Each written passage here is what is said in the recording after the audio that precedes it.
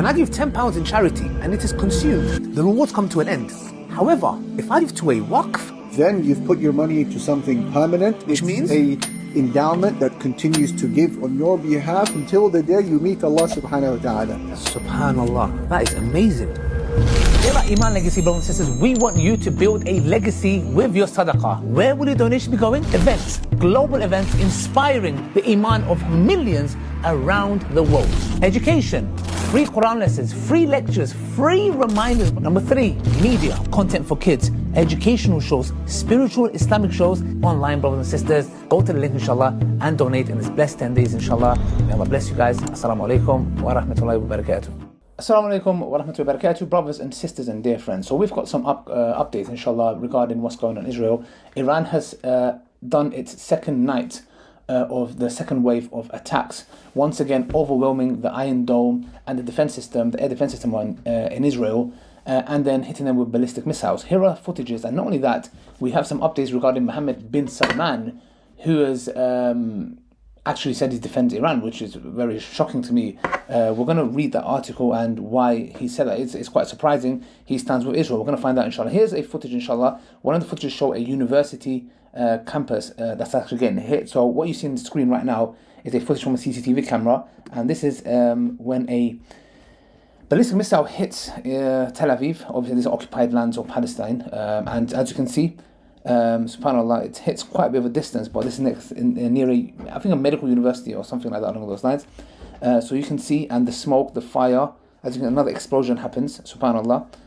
So as you can see, and bear in mind that the Mossad building, the headquarters, and the military infrastructure and military zones, which could have been anywhere else, for some odd reason, they have them in highly dense, populated places. And you can see clearly the narrative of human shields, where it actually stems from. That's why they say every accusation is a confession. These liars, these absolute dirtbags are absolute liars. That's what they are. And again, I just want to say we condemn the killing of any innocent people from either side, from Iran or Israel, even though they may be Zionists, but they are not our teachers. We do not want any innocent people to die. So the next footage here is, as you can see, you know, the Iron Dome, the air defense system intercepting some of these ballistic missiles, but you can see a lot of them are getting through. And this shows, to be honest, the weakness of Israel's air defense system. When it comes to the Iron Dome, you would think, oh no, it's not. And it gives, once again, it makes it very clear that without America's funding and other nations and having their air defense systems,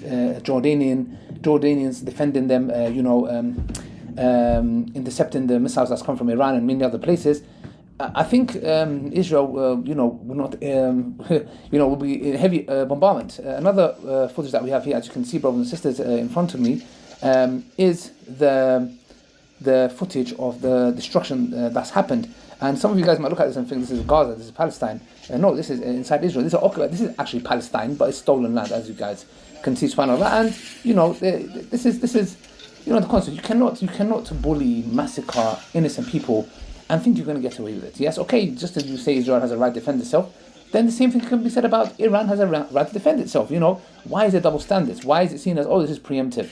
And then you've got another footage here, and we also have, look, these rockets actually hitting, subhanAllah, Tel Aviv. Look, direct. Oh my gosh, that's, you can see clearly, subhanAllah. This third one, I don't know, it looks AI. I'm not sure.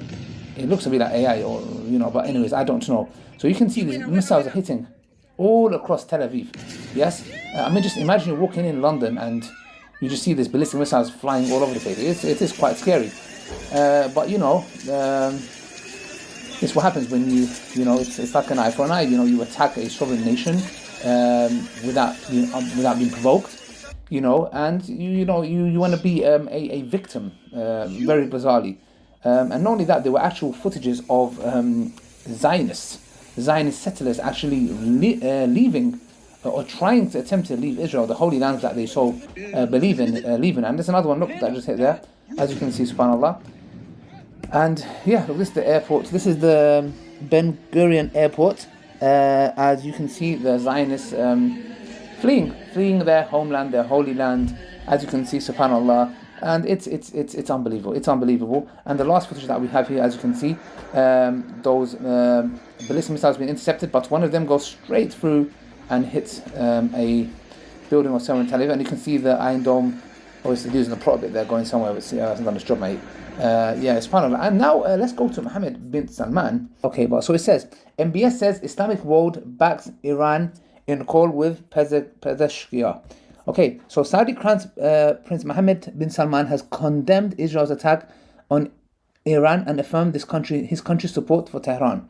That's a massive thing. Saudi Crown Prince Mohammed bin Salman strongly condemned Israel's attacks on Iran and expressed condolences for the Iranians' life lost. In a phone call with Iranian President Masoud Pezeshkian, bin Salman declared Saudi Arabia stands with its brothers in Iran and will spare no effort to support them, emphasizing that the entire Islamic world is united in backing Iran. I'm a bit, I don't know what to make of that. To me, it's just like talk, but I don't know what to make of that. The Crown Prince stressed that Riyadh was using all diplomatic channels to pressure for an end to Israeli aggression, warning that Israel's actions were aimed at escalating tensions and creating a pretext for US intervention. A wise and measured response from the Islamic Republic of Iran, he said, will prevent them from seizing that opportunity. True. President Pezeshkian in turn accused Israel of sabotaging every effort Iran has made towards regional peace and stability. He thanked Salman for Saudi Arabia's cooperation in serving pilgrims and called for greater unity among Islamic nations to counter what he described as the Israeli regime's crimes, especially in Gaza. Pezeshkian added that Saudi Arabia gave its regional and religious influence could play a pivotal role in fostering solidarity across the Muslim world to uphold the rights of the Muslims in the region. Also, Pezeshkian vows devastating response to Israel's aggression. So they're warning them. Pezeshkian vowed on Friday that the Islamic Republic of Iran would deliver a powerful and legitimate response to Israel's act of aggression on Iran, warning that the enemy would deeply regret its actions. Israel launched a major attack on Iran in the early hours of Friday, targeting residential buildings, nuclear facilities, and military infrastructure across Iran.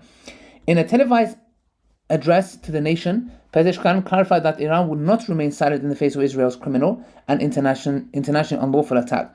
The Iranian nation and the country's officials will not remain silent in the face of this crime, and the legitimate and powerful response from the Islamic Republic of Iran will make the enemy regret its foolish actions, he declared. And lastly, the Iranian president condemned the Israeli aggression as a blatant violation of international norms, describing it as yet another example of Zionist regime's criminal behavior. And the attacks that Israel made on a specific apartment building to take out generals and commanders, they killed 60 people, which 20 of them are children, and they are known to attack and kill innocent men, women, and children. So this is the reason why when Piers Morgan says, what's the proportional response? Or, how many people have you killed? To them, it's killing 60 innocent people to take one commander out is worth it, because the human life of the Muslims and the other is not as valuable as the Israeli lives. Brothers and sisters, we will keep you updated, inshallah, as time goes by. Do not forget to check my Zishan, Smart Journalist channel with amazing up-to-date news, inshallah, brothers and sisters.